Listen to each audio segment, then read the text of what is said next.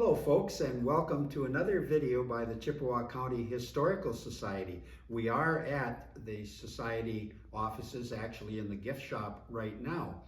And this video is going to tell a story of one of our prized collections, which are surveying artifacts by a man named Harold C. Lawrence, who created this fabulous collection in the early and mid 20th century.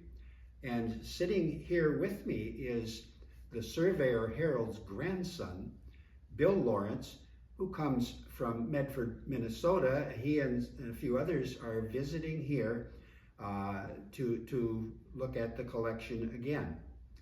I'm going to be telling how the Historical Society wound up with this collection, and Bill is going to tell how, after years of searching, because the family didn't know where this collection had wound up, Bill is going to tell just how he found out about us and kind of reunited the family with the collection. Harold Lawrence was a registered surveyor who worked for the Newberry Lumber and Chemical Company in the early to mid 20th century. And during the course of his work, what he was doing, the lumber company would lease cutting rights from federal and state government. They needed a surveyor to say exactly where they were able to cut. And so he went through with original survey notes from the 1850s stored in Lansing to reset section lines, corner posts, etc., to determine what they had leased to do. And during the course of that work, Harold realized, wow, some of these bearing tree and witness tree and line tree things that the original surveyors did were worthy of preservation, and he literally made museum quality pieces out of things that he would salvage. Maybe the witness tree blew down and he used a chainsaw to cut out the markings on it, that sort of thing. And we wound up with this collection quite by accident. Part of the story will be how exactly that happened. Over the course of many years, Harold created probably close to 100 of these artifacts, and he stored them for a time in his own house, and you're going to hear about that a little bit later. But eventually, Harold sold the collection, and the family totally lost track of where it went. Then, interestingly, a cabin in northern Wisconsin was donated to St. Norbert's College in Green Bay. And a man who had been teaching at Lake Superior State, Dave Quimby, and I'm sorry, he wasn't a teacher, he ran the Sisler Center. Dave Quimby was at St. Norbert's when that gift was made, and he was given the job of going to the cabin. What should St. Norbert's do with the cabin? Well, lo and behold, inside the cabin was Harold Lawrence's collection. When Dave started looking at it, he said, "This is all from Chippewa County in Michigan. It doesn't belong in St. Norbert's." And so he talked to a friend who had also been at Lake State, Mike Genswell in Marquette, Michigan. And Mike's son, Matt, was married to Sue Shocker, who was the director of the River of History Museum. And so they said, well, that would be a place for all of these artifacts. So they were brought to Sault Ste. Marie. Unfortunately, then Sue Shocker passed away prematurely, and her husband, Matt, what am I going to do with these? He came to us and said, do you think you might like this collection? And I said, yeah, I'm pretty sure we want it. In 2011, I wrote an article about the Lawrence collection in our quarterly newsletter, River Soundings. And I'm going to open it up to the article inside here. You can see there's a picture of Harold the surveyor. There's a picture of a few of the artifacts. And in the caption below the picture, I wrote, if anybody can give us information about Harold C. Lawrence, we would like to hear from you. And so now I'm going to turn the story over to grandson Bill to take it from there. You know, as a young man, I remember the collection when I was 8 or 9 years old. And so once my dad and other aunts and uncles described the collection and how it was lost, I continued to search on the internet for the collection. I would put in my grandfather's name, I would put in Newberry Chemical and Lumber Company, I would put in surveyor, timber cruiser, a whole bunch of other words. And for years, I would be searching the internet for a clue to where this collection might be or information about my grandfather. Lo and behold, in about 2016, I read that notice that Bernie described in the river soundings of, do you know anything about H.C. Lawrence? We would like to hear a little bit about him. And so from that point on, we've developed a relationship, a connection to the Historical Society. We've come up here with not only myself, my other family members, but my dad, who remembers the collection, and my uncle Larry Lawrence. My dad is Tom Lawrence, my uncle Larry Lawrence, and was just flabbergasted that this collection, most of it was still intact, that it was finally discovered here, and we could kind of view it here at in Sault Ste. Marie. I'm going to show one of the artifacts that Harold Lawrence made. This was cut from a tree that had been blazed with two axe chops out of the side of a tree. And Harold describes with detail. I mean, he smooths out one side, and in India ink, he wrote all kinds of data and then shellacked over it.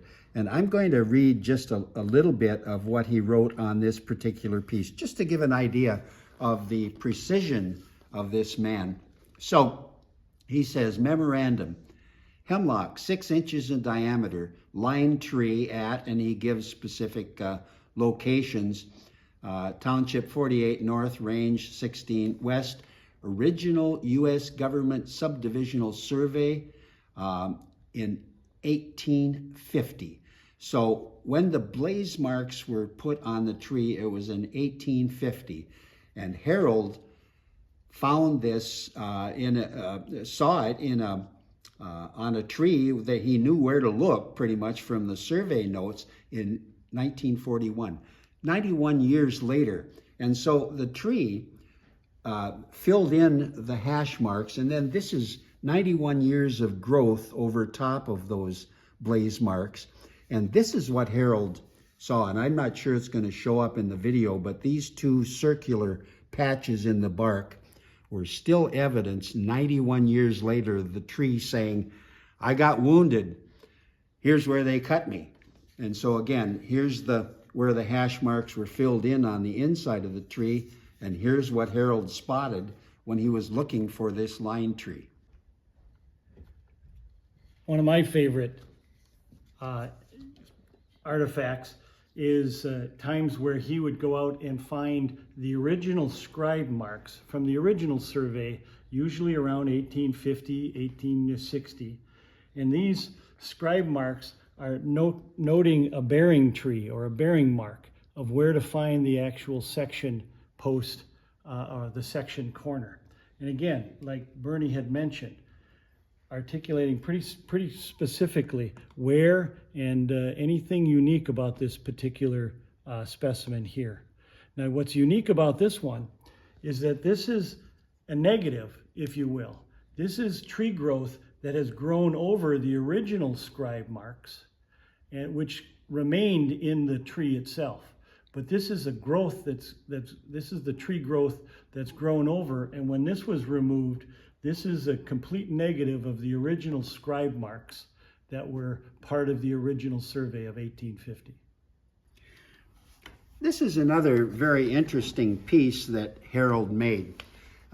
First of all, this is the actual scribe marks on a tree, and I'm going to read a little bit about that tree and where he found it in a minute, but he turned this into a tobacco box. Harold was a pipe smoker, and so this opens up, and he stored pipe tobacco in there, and inside of it are notes that he wrote about this particular piece. And I'm just going to read the way all of this ends.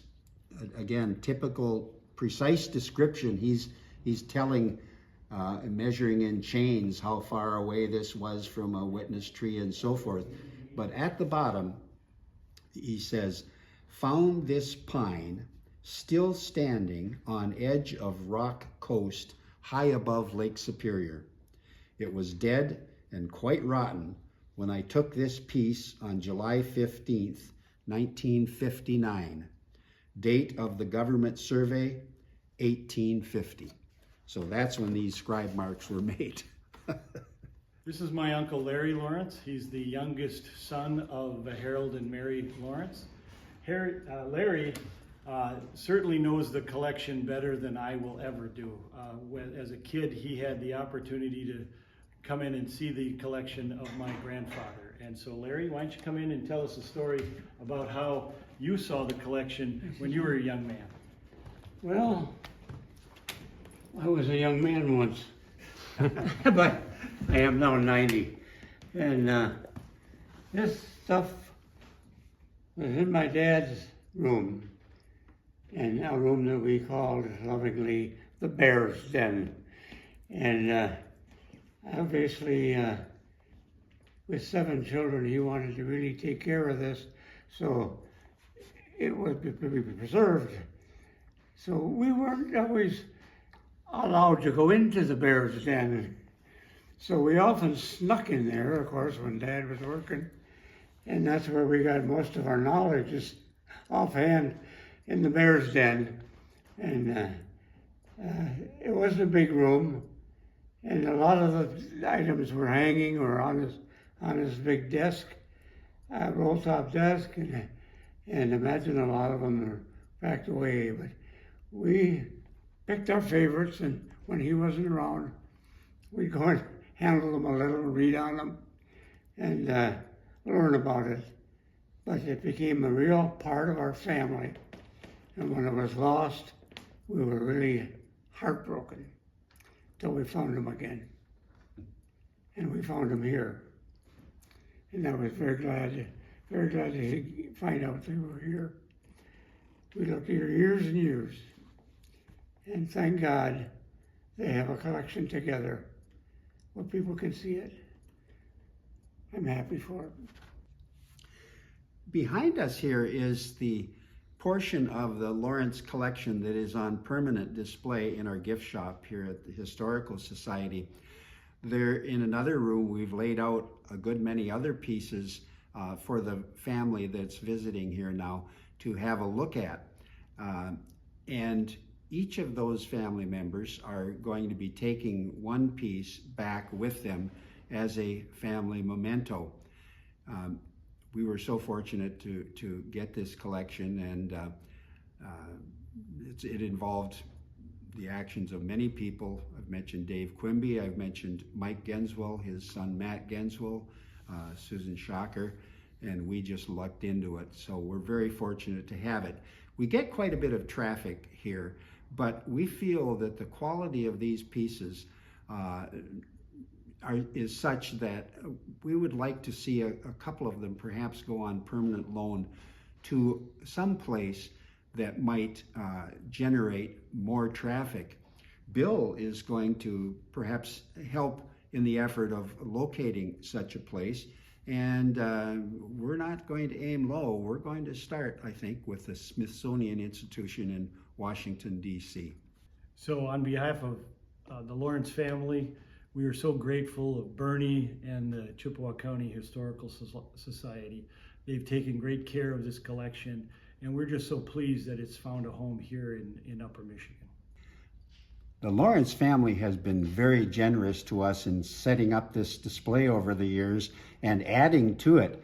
And for example, Bill brought us this beautiful brass surveyor's compass on this visit, which we will be adding to the display. So we thank them for their generosity over the years since the family and the display have been reunited in a sense. Thanks for watching, folks. And I think the backstory of how the family was reunited with this collection makes it so much more interesting. It wouldn't have happened without the internet.